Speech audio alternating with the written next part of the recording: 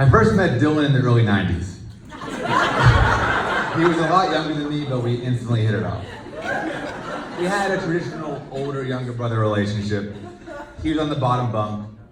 He was always player 2 in video games. And if something broke, I always blamed him. But being the youngest of 6, and yeah, we're all one of 6, has some advantages. It always seemed like Dylan was able to get away with stuff. You know, we would make mistakes, but he would just kind of coast through. And I think what happened was that by the time Dylan came around, we had worn our parents out. They were tired. And so Dylan came around, and they kind of were like, he'll be fine. He'll figure it out. Because of this, I think Dylan felt the freedom to take risks. But with that was a lot of questionable decisions. So as a couple of examples, just some moments in Dylan's life that I feel are very memorable.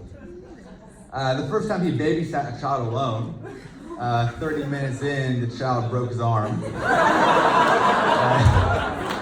It looked pretty bad, but he's fine. The kid's okay. Full recovery. In high school, he started a punk, kind of anarchist band called Generic Youth. And a few weeks later, a clothing company called Generic Youth sued him. It was all very generic, I think, in the end. There was this one family ski trip we all took. Dylan, he impressively went up the mountain twice and then was taken down by the ski rangers twice in the same day. He kept going up, he couldn't get back down, but he kept trying. It's conviction, perseverance. And the last one was, this is one of those wrongdoings that got away from him. We had a trampoline and we had a pool, and Dylan and his friends one time decided it's good to put the trampoline near the pool and let's do some cool jumps. During the process, they broke the trampoline and the pool fence, and everything was ruined. So it's a questionable, just Dylan, he's a risk taker, which is good. But today's not about just Dylan. It's about love and commitment. It's about Dylan and Dina. There are many moments in their relationship that highlight their love.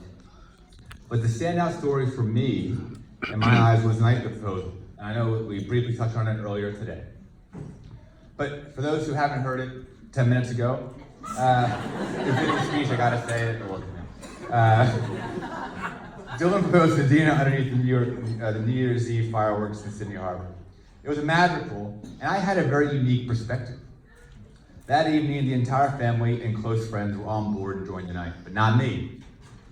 Dylan wanted to make sure the moment was captured, and when he got on board and learned that there was an inflatable tiny dinghy on board, he volunteered me to go on that dinghy and with my camera to make sure to capture the shot. So in a few minutes, he set me off into the darkest of night, into the sea, adrift, alone. Oh, sorry, I was with a stranger who was in charge of my life. But that's how I knew Dylan truly loved Dina, because he was willing to risk my life as his brother just to make sure that this moment was captured. And that's his older brother, it's very important. So without hesitation, I'm off tonight. And as I sat there afloat in the darkness, as the waves were moving, I watched Dylan on the back of the boat. He was pacing back and forth. He must have walked back and forth 20 times. And I'm watching his mouth move, he's moving his hands, and no one else knows he's there. The whole family's celebrating. I'm not there, but the whole family's celebrating. And I must have watched him practice the proposal about 20 times. And every now and then he would just peer off into the moonlight, and I think he was contemplating every moment in his life that led him up to here. It was romantic, it was. And if you know Dylan, he's very calm. He's super laid back, You wouldn't think someone like that would be nervous. This, however, was one of the few times I saw Dylan so incredibly nervous. It was clear that Dina meant so much to him in such an important moment. And it was incredible. And then the moment happened, Dina walked down towards the back of the boat. Dylan kneeled down and said the words he practiced over and over again. And the joy in their eyes could be seen even from where I was, not on the boat, but 50 feet at sea. But I could feel it. And as I watched the family celebrate without me, I could tell how much the energy and love surrounded them. I do love that moment. It would have been great to be there, but even if that I wasn't, it was really, it was beautiful. You know, I think it's common in brotherly relationships for the younger brother to look up to the older brother. Growing up, while I took the more Ian's getting a bit awkward phase route, Dylan became more social and adventurous. For these and many reasons, I actually looked up to you, Dylan. And all of that, me looking up to you, was validated when you asked Dina to marry you.